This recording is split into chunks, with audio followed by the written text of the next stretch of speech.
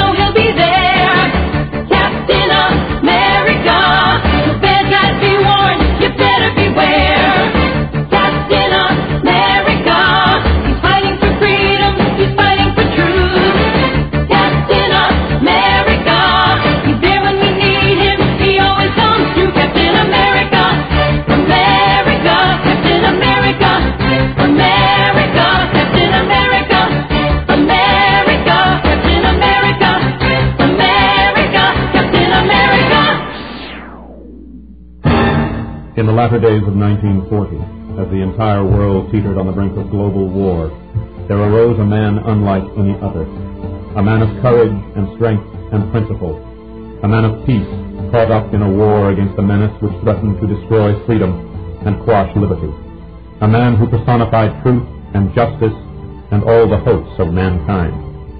They called him Captain America. This is his story.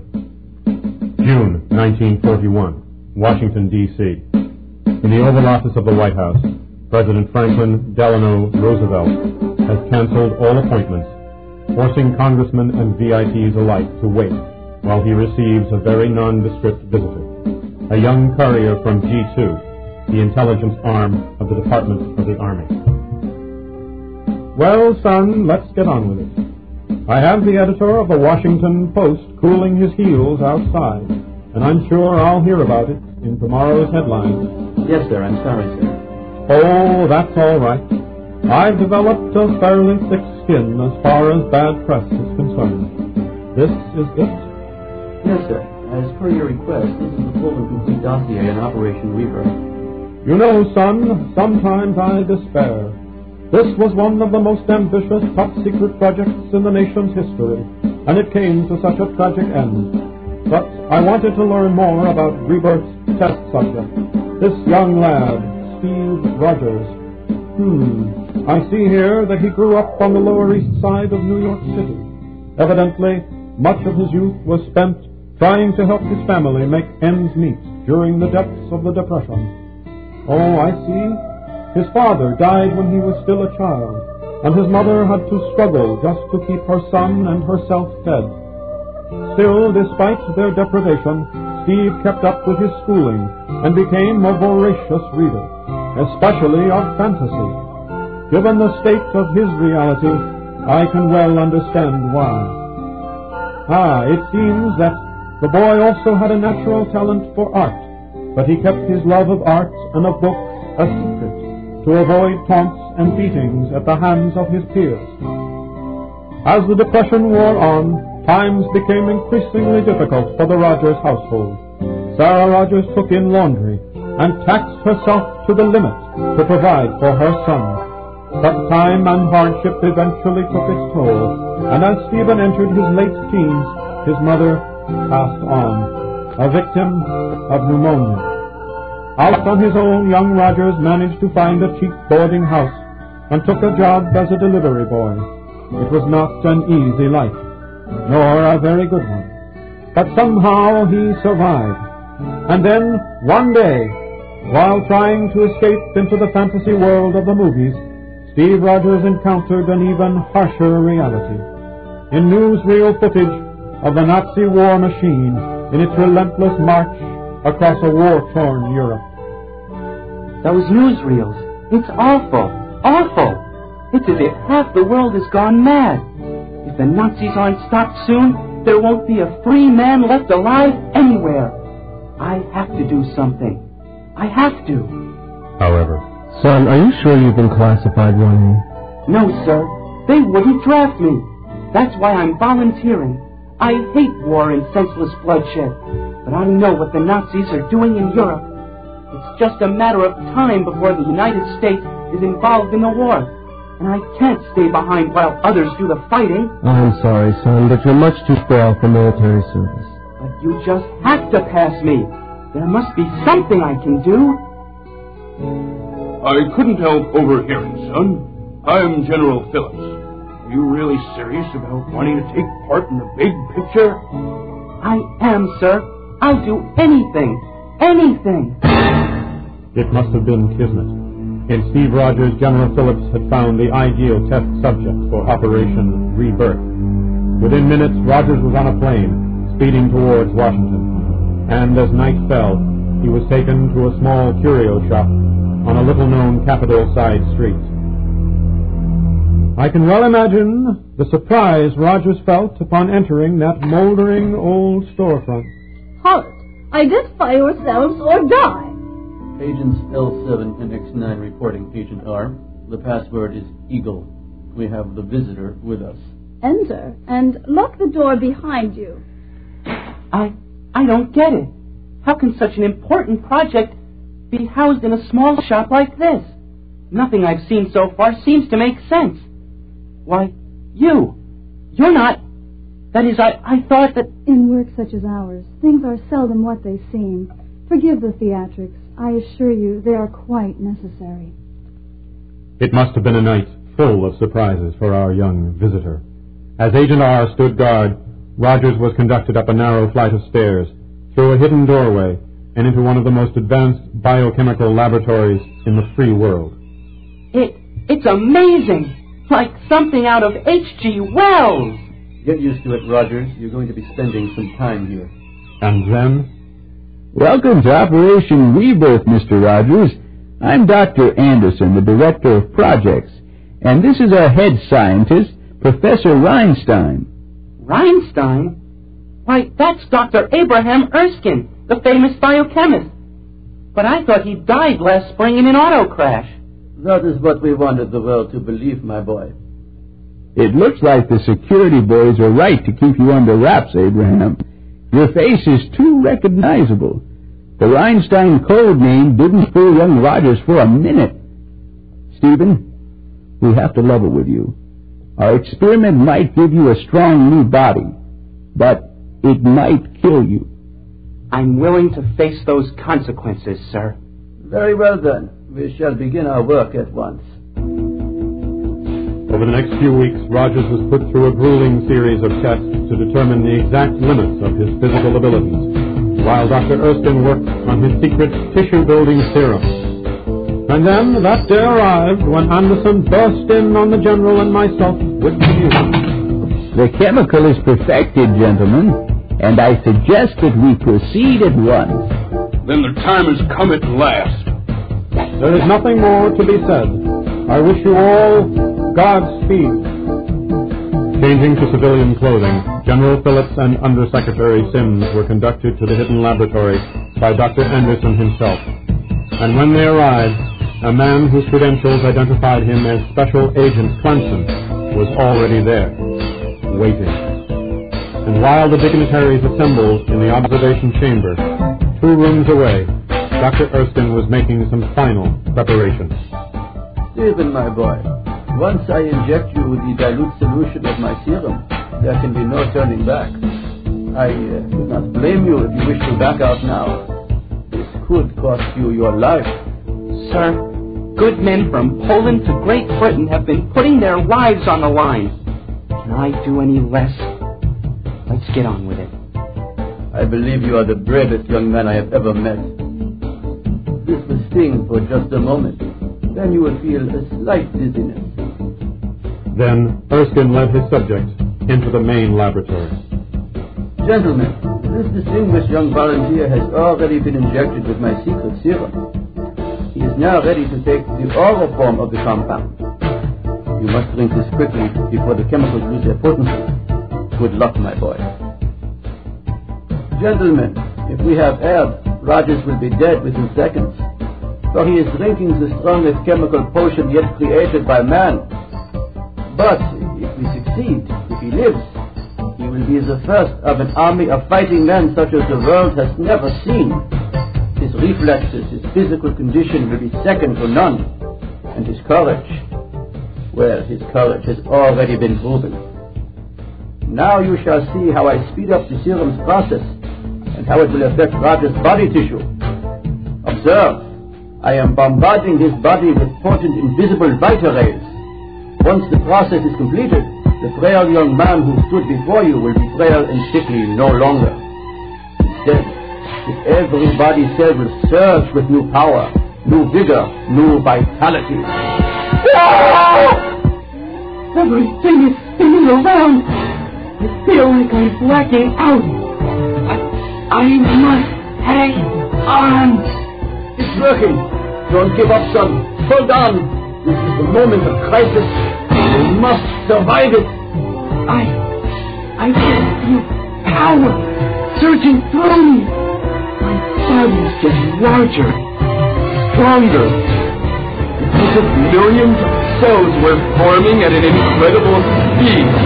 In a matter of minutes, I've actually become a new man.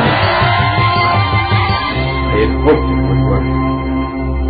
But I never imagined it would be like this. It's a miracle. Yes, a miracle of science. Think what this will mean to our nation. Think what it can one day mean to the world. My serum will virtually wipe out disease, weakness, infirmity. Stephen, you have become a nearly perfect human being. Anderson, this is phenomenal. We must get the serum mass-produced at once. But then, in the midst of success, tragedy struck. No! Erskine and his accursed experiment shall both die in that room. None shall live to oppose the Fuhrer's Third Reich. Stephen, my formula, my process can never be totally duplicated. But you still live. You must always be worth. Dr. Erskine, it's too late. He's gone. You're the one who did this. You're the one who fired the shot. I was to be the first, but now there are none but me to perpetuate Dr. Erskine's dream. As long as I live, I'll dedicate myself to the cause of freedom, to destroy the enemies of liberty. Bah! Like all freedom-loving fools, you can only talk while we Nazis act. Now you shall share the doctor's fate. No, you'll not stop me now. I shall fight. I must fight for all those who might have been. In a matter of minutes, the gleaming hope of Operation Rebirth came to an abrupt end. The secret of the super soldier serum apparently died with Dr. Erskine, who had never committed the full formula to paper. As for Agent Clemson, a man we later identified as Nazi assassin Heinz Kruger, he too paid the final price. Knocked into the Vita Ray device's electrical omniverter power source by Roger's punch, he scrambled to free himself, and in doing so, he grabbed hold of the omniverter's high-voltage terminals and was instantly electrocuted. The super soldier serum worked. Rogers was living proof of that, but we could never produce another man like him. And so ended our bold experiment. The world is poorer for the loss of Abraham Erskine.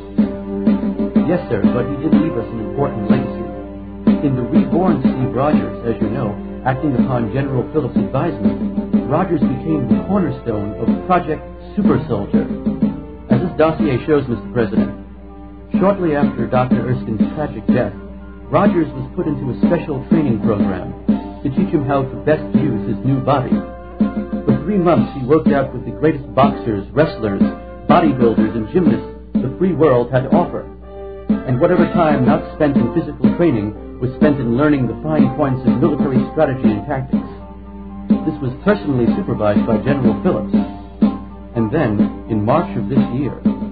Well, Steve, I suppose you've been wondering just what we've had in mind for you, what with all of this training. I assumed that you were grooming me for some sort of top-secret special mission, sir. Yes, a very special mission. You see, Nazis have a special agent who is currently spreading terror across the face of Europe. He's called the Red Skull. And it's rumored that some members of the Nazi High Command fear him even more than they do Hitler. The Skull has come to personify the evil of Nazism. We desperately need an agent who's his opposite. A man who will be a living symbol of life and liberty. And you want me to be that man? Yes, Steve, we do. In this package you'll find a uniform specially designed for you. Try it on. I realize that this is an awesome responsibility, Steve. You're being asked to represent America to both her people and the world. We need you to inspire the public, to give them hope through the dark days that lie ahead. Then I pray that I'm equal to the task, General. This land of ours may have seen some hard times, and maybe it hasn't always lived up to the promises of the Founding Fathers, but America at its best has always stood for the rights of man and against the rule of tyrants. And if America needs a man to stand for her principles, to battle the forces of tyranny, then as God is my witness, I shall be that man. Rogers got his first chance to live up to that pledge just 3 nights later, when, on a deserted back road in the Maryland countryside, as a high-ranking colonel was being driven to a top-secret military installation. It's a blowout, sir. I'll get it changed as soon as... Huh? The roadway's been covered with some sort of spiked bars. Hold it right there, soldier. One move and you won't live to see the dawn. Huh? Do not waste your time with the enlisted man. Yes, silence him and seize the colonel. He is the one we want. Wait a minute. You can't... Ah! Don't tell us what we cannot do. You are coming with us, Colonel Hanson. The fatherland wishes to learn what you know. Eh? That noise. What? You're not taking anyone anywhere, Nazi. Mein Gott! Rogers' report on that encounter was quite modest, but from the statement which was later submitted by Colonel Henson, it sounds like our super soldier tore into those 5th columnists like a one-man army. Drop that Tommy gun, mister. Drop it! You fellows don't listen very well, do you? If you're not going to drop the gun, I'll have to drop you. Looks like that tip which Army Intelligence received about a possible attempt to kidnap Colonel Henson was on the up and up after all.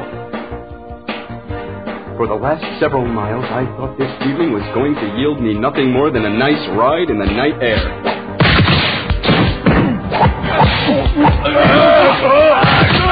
This is not possible. The man isn't human. That's where you're wrong. I'm totally human, but I'm fighting for a cause, a dream, and that makes all the difference. But damn fool, we fight for our cause as well. The cause of the Third Reich. Yes, but your cause isn't a dream. It's a nightmare. Don't flatter yourself by thinking that you can stop me with that shatter gun. It won't do you any more good than it did your partner. Now, where's that leader of yours? No, he mustn't capture me. I must get back to Bund headquarters and report this to my superiors. You're not going anywhere, Fritz. Huh? You're not causing any more trouble tonight. That was the most amazing display of hand-to-hand combat I've ever seen. Thank you, sir, but I was just doing my job, keeping you and the nation safe. You certainly do your job very well, son. But who in the blazes are you? Who I am doesn't matter, sir, but you can call me Captain America. Now, if you'll excuse me, I think G2 will want to ask this gentleman some questions. Who was that masked man? Like you said, Corporal, it doesn't matter. 24 hours later, alarmed by the failure of their attack squad to report in, major Nazi Bund leaders met in a secluded New York warehouse with a recent arrival from overseas. The Fuhrer will not be pleased by this failure. We quite understand, Herr Kleinschmidt. We can't figure out what went wrong. However, we have heard rumors of some new government super agent. And here's where those rumors get confirmed. Stop him! He's only one man!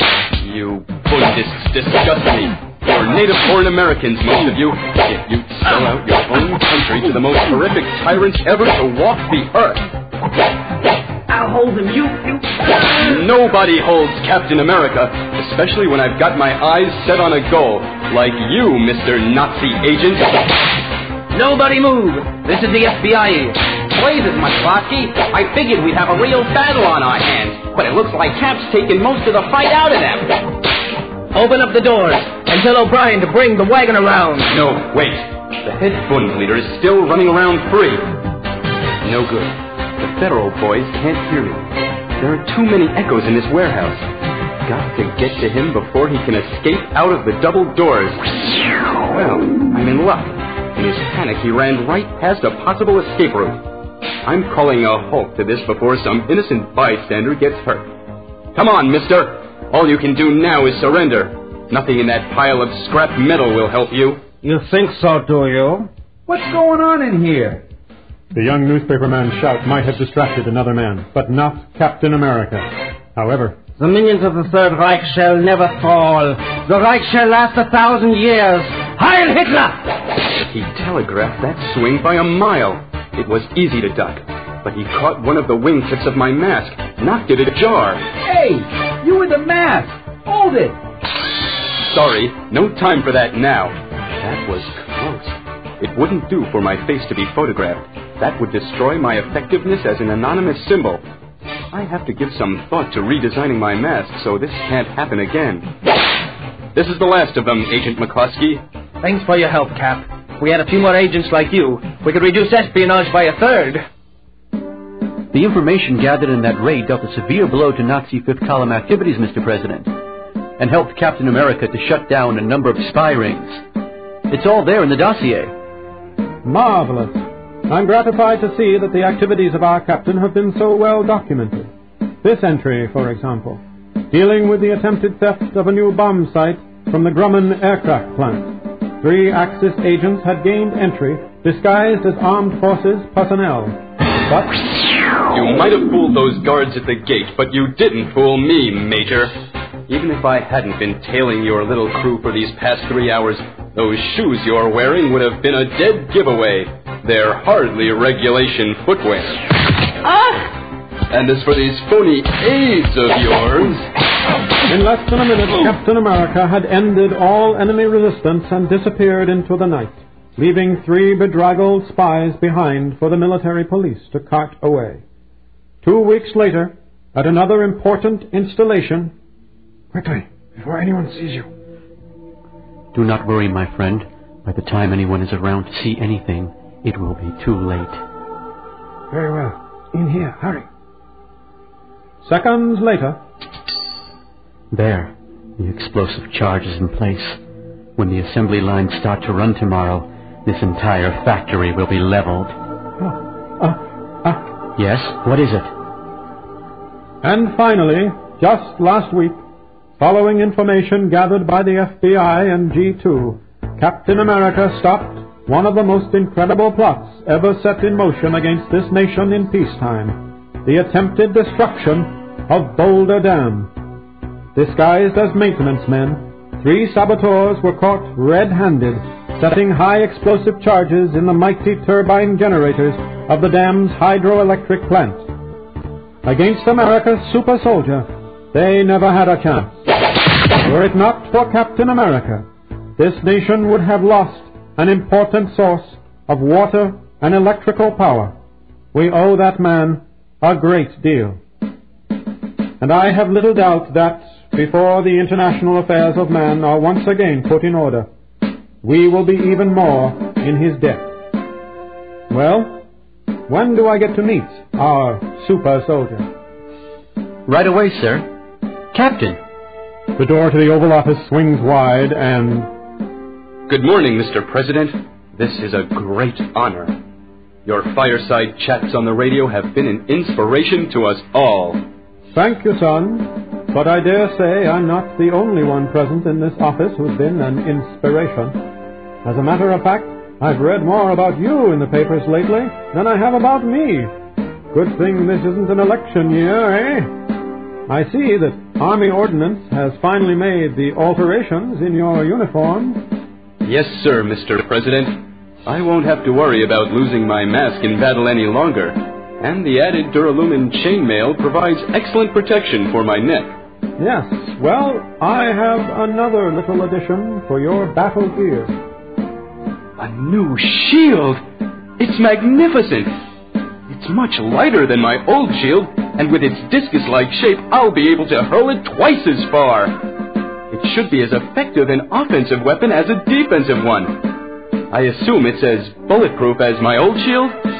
Even more so. In fact, I'm told that the metal in the shield has some incredible properties. If only the metallurgical accident which produced it could be duplicated. But this is no time for recrimination. Captain, are you ready for the second phase of Project Super Soldier? Sir, I'm ready for anything. Splendid! The Army has devised a plan to enable you to move about in secret, but still be close by for special missions. We are going to give you a cover identity. July 1941, Camp Lehigh. Steve Rogers, now Private Steve Rogers, adjusts to the routine of Army boot camp.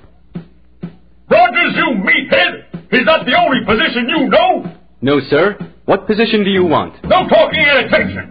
I do the talking now. Parade rest! Ow! Not on my foot! Oh!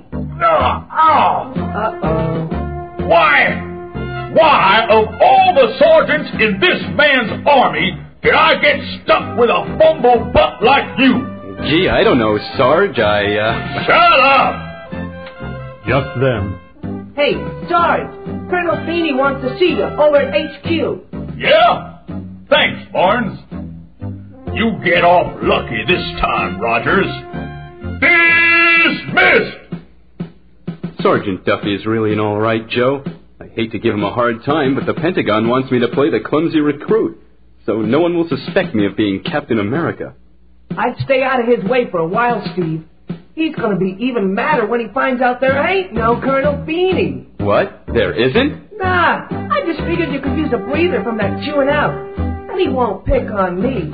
Heck, ever since my old man died in basic training, and I was adopted as camp mascot, I can get away with just about anything. Well, I appreciate the favor, Bucky. Come on, I'll buy you a Coke at the PX. Gee, thanks, Steve. Say, did you read the latest about Captain America? No. What's he up to now? He broke up another nest of Nazi spies. Boy, wouldn't it be great to have a guy like him around? Aw, who needs him, Buck? You've got me, haven't you? What a guy! You're always clowning, Steve. But one night, just a few months later, young James Buchanan Barnes stumbled across one of his nation's most guarded secrets and changed his life for all time. Pledging to keep Steve's secret, Bucky underwent months of intensive training, becoming Cap's partner in the war against tyranny. Then came that awful day, December 7th, 1941, and America was truly at war. Before the year ended, Cap and Bucky found themselves allied with a group of powerful beings, a super team which Winston Churchill dubbed the Invaders. For 4 incredible years, they battled the Nazi menace in all of its bizarre forms. Then, in the war's final days, tragedy struck again. While trying to stop a runaway experimental drone plane, Cap and Bucky were caught on the speeding craft as it headed out over the North Atlantic. Suddenly, the plane exploded. Bucky was killed instantly, but Cap was thrown clear of the explosion, plunging into icy Arctic waters. There, through a freak accident, he was frozen into a state of suspended animation. Decades passed, And finally, Cap's body was found by a new super team which had come into being, a team called the Avengers.